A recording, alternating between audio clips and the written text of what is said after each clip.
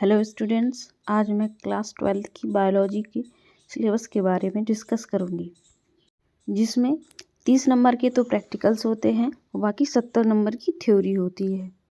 अब exam sir पर हैं और एग्ज़ाम को 1 महीना भी नहीं है अब।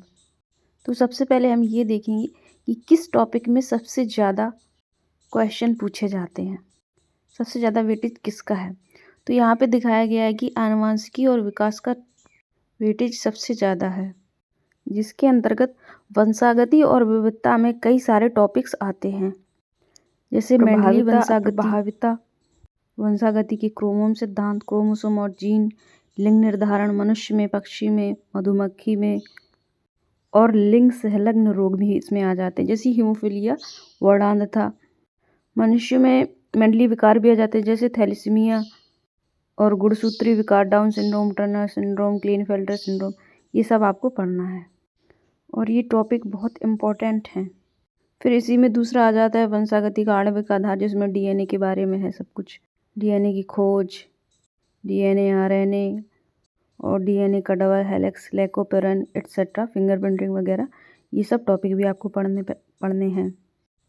उसके बाद फिर विकास, डार्विनवाद, जीवन की उत्पत्ति, ये सब, हार्डी वेंगर सिद्धांत, ये सब बहुत इम्पोर्टेंट है। तो ये सभी आपको पढ़कर ही जाना है और इतने कठिन भी नहीं है, ये सिंपल ही है, ज़्यादा टाइम कंज्यूमिंग नहीं है। आप इसको 3-4 बार ही पढ़ेंगे तो आपको याद हो जाएंगे। इसके बाद यूनिट हैं, जैसे जनन है और जीव विज्ञान और मानव कल्याण है, पारिस्थितिकी और पर्यावरण है। इनसे भी आपको बहुत सारे क्वेश्चन देखने को मिलेंगे, तो ये सब आप पूरी तरह से तैयार करके जाइएगा। जनन में एक तो पौधों के बारे में आ जाता है कि पौधों में लैंगिक जनन कैसे होता है, फिर मानव में नर जनन, मादा जनन, और फिर जनन स्वास्थ्य से रिलेटेड क्वेश्चन आते हैं और शॉर्ट फॉर्म भी आते हैं, जैसे IVF, गिफ्ट, जिफ्ट एट्सेट्रा। इनके शॉर्ट फॉर्म याद करके जाइएगा, क्योंकि इनसे 1 नंबर के तो ज़रूरी क्वेश्चन 1-1 नंबर के आते ही हैं। फिर तीसरी जो यूनिट है आपकी जीव विज्ञान और मानव कल्याण, इसमें मानव स्वास्थ्य रोग एट्सेट्रा आ जाते हैं कि इनसे कौन कौन सी बीमारियां उत्पन्न होती हैं, कौन कौन परजीवी हैं, डेंगू, चिकनगुनिया एट्सेट्रा, मतलब टाइफाइड, जुकाम, निमोनिया, ये सब किससे होते हैं और उनकी रोकथाम के क्या उपाय हैं। फिर इकाई 4 में जैव प्रौद्योगिकी और उनके अनुप्रयोग आ जाते हैं, जैसे डीएनए रिकॉम्बिनेंट और जैव प्रौद्योगिकी का स्वास्थ्य और कृषि में उपयोग क्या क्या होता है, कौन से इंसुलिन वगैरह यूज़ होते हैं, बीटी फसलें, ट्रांसजेनिक जीव एट्सेट्रा। और यूनिट 5 में आती है पारिस्थितिकी और पर्यावरण।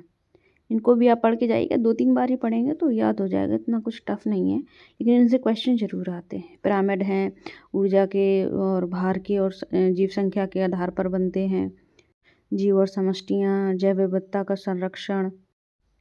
अभी टाइम भी है तो आप इन टॉपिक्स को अच्छी तरह से क्लियरली तैयार भी कर सकते हैं, ऐसी कोई टेंशन वाली बात नहीं है। तो अब हम आगे की वीडियोज़ में प्रीवियस ईयर क्वेश्चन को एनालाइज करेंगे। Thank you so much.